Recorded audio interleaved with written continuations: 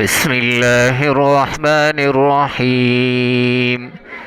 إن الذين لا يرجون لقاءنا ورضوا بالحياة الدنيا واطمأنوا بها والذين هم عن آياتنا غافلون أولئك مأواهم النار بما كانوا يكسبون.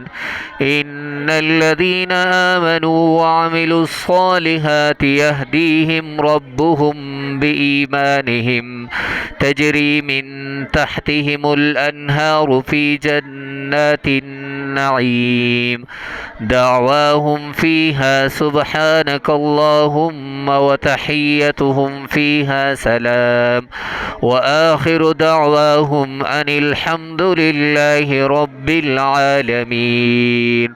ولو يعجل الله للناس الشر استعجالهم بالخير لقضي إليهم أجلهم فنذر الذين لا يرجون لقاءنا في طغيانهم يعمهون.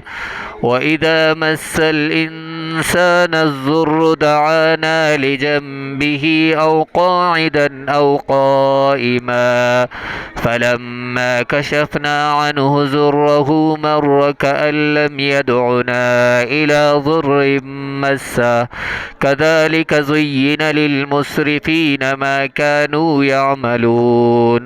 ولقد أهلكنا القرون من قبلكم لما ظلموا وجاءتهم رسلهم بالبينات وما كانوا ليؤمنوا كذلك نجزي القوم المجرمين. ثم جعلناكم خلائف في الأرض من بعدهم لننظر كيف تعملون.